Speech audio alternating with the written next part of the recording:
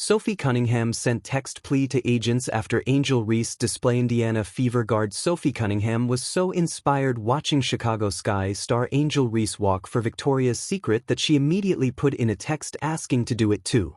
Chicago Sky forward Angel Reese grabbed headlines last week when she walked as a Victoria's Secret angel. Many from around the WNBA were watching, including Indiana Fever guard Sophie Cunningham. On her Show Me Something podcast, Cunningham revealed that she texted her agent right away. "Oh my God, I texted my agents right away, and I was like, please, this has been a dream of mine since second grade. I've always wanted to be a Victoria's Secret angel," Cunningham said, acquired by the Fever last offseason as part of a multi-team trade with the Phoenix Mercury. Cunningham emerged as a key bench player and pivotal enforcer for Indiana before going down with an injury. Her defensive teammate Caitlin Clark helped Cunningham go viral and vault into a different echelon of celebrity. Her social media following nearly tripled immediately, and she currently boasts over 1 million followers on both Instagram and TikTok. She did admit to one thing that may be an issue in her pursuit of becoming a Victoria's Secret angel. "But I don't really have the boobs. They're going to really need a big push-up bra for me," she joked. On the podcast, Cunningham also revealed that Candace Swainpel is her favorite angel of all time. "I love Candace," she said. "She's my favorite. She's the most stunning one. They're all stunning. It'd be so fun to walk in that fashion show. Angel really did kill it. She looked stunning. She looked beautiful." Speaking with the Associated Press, Reese admitted that she had a great time. "It was destined for me," she told the AP before the event. "This is already for me. I'm so happy to be sitting in this room with so many amazing models and women. The team that put this all together has been amazing. I'm so excited." All three of Clark, Cunningham, and Clark missed the 2025 WNBA playoffs, the first two due to injuries, and Reese because of her team's poor play, by no fault of her own. The Fever managed to come within a game of the 2025 WNBA Finals while ravaged by injury. Key reserves like Lexi Hull, Natasha Howard, and Aaliyah Boston shouldered the scoring load but couldn't do quite enough to tame the eventual champion Las Vegas Aces.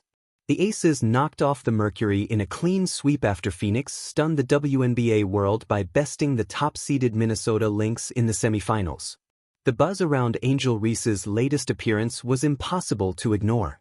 The WNBA rookie had just walked the runway at a major fashion event, shimmering lights, cameras flashing, confidence radiating, and the world was talking. Social media feeds exploded, not just with admiration for Reese's look but with pride for what her presence meant. WNBA players weren't just athletes anymore, they were culture shapers. Somewhere across the country, Sophie Cunningham watched it all unfold on her phone, and it sparked something powerful inside her. Sophie had always been the firebrand of the Indiana Fever. Known for her toughness, unfiltered honesty, and fierce competitiveness, she had built her reputation on grit, not glamour. But that night, as she scrolled through clips of Reese walking in front of an adoring audience, she couldn't help but feel a tug of curiosity, maybe even envy. The stage lights, the cheers, the global attention. It was another kind of victory. Later that evening, after the buzz online reached a fever pitch, Sophie did something uncharacteristic. She fired off a text to her agents. Not a carefully drafted message. Not a scheduled email. A raw, spontaneous, all-caps plea. "Get me something like this. I'm ready." That single text, laced with equal parts excitement and determination, was the spark of a new chapter for Sophie Cunningham. The shift from courtside to spotlight. For years, Sophie had been defined by her intensity. Her on-court demeanor, the sharp defense, the fearlessness against bigger opponents, the way she hyped her teammates after every basket, made her a fan favorite. But the modern era of women's basketball wasn't just about points and rebounds anymore. Players like Angel Reese, Caitlin Clark, and Aya Wilson were redefining what it meant to be stars. They were using their voices, their brands, and their charisma to push the sport into new cultural territory. Sophie, watching this transformation, realized something crucial. If the game was evolving, so must she. She wasn't asking her agents to turn her into a model overnight. What she wanted was visibility, a platform beyond the hardwood where her personality could shine just as brightly as her play. She had always been unapologetically herself, bold, outspoken, and real. If Angel Reese could dominate both the runway and the paint, why couldn't Sophie tell her own version of that story? The message that turned heads. The agents responded almost instantly. One of them joked, "Didn't think I'd get a fashion plea from you tonight." But beneath the humor, they recognized the sincerity. Sophie wasn't chasing attention for vanity, she was chasing opportunity. The WNBA was entering a golden era of media crossover, brand deals, fashion shoots, lifestyle collaborations. Every athlete was suddenly more than their stat line. Within a week, Sophie's team had reached out to multiple agencies, not for sports sponsorships, but lifestyle partnerships. She wanted something that reflected who she was, confident, fearless, with a bit of edge.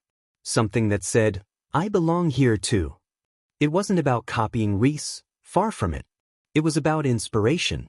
Sophie saw what Reese represented: bold representation, feminine power, and the ability to turn athleticism into artistry. That was a message Sophie deeply respected. The power of representation. Behind Sophie's spontaneous text was something more profound, a reflection on how far women's basketball had come. Just a few years ago, female athletes struggled to get even a fraction of the spotlight their male counterparts enjoyed. Now, stars like Reese were commanding the attention of fashion houses, brands, and entertainment networks. Sophie's reaction wasn't envy, it was recognition. She saw in Reese's success a mirror of her own ambitions, a reminder that being a WNBA player in 2025 meant more than competing for championships. It meant being part of a cultural movement that was breaking barriers and reshaping perceptions. "I think we're witnessing something special," Sophie would later say in an interview. "Angel's doing her thing her way, unapologetically. And that inspires all of us to push a little harder, dream a little bigger." The ripple effect. The text to her agents set off more than just a flurry of phone calls. It triggered a mindset shift. Sophie started saying yes to opportunities she might have once turned down. Fashion collaborations, media appearances, podcast interviews. She leaned in, recognizing that the public wanted to see all sides of her. When asked if she'd ever consider walking a runway herself, Sophie laughed, "I might not have Angel's walk, but I've got my own kind of stride." It was quintessential Cunningham, confident, humorous, self-aware. The kind of attitude that brands love because it's authentic. In the months that followed, her social media presence grew. She began collaborating with fitness and lifestyle brands that valued her fierce energy and relatable charm. Fans noticed,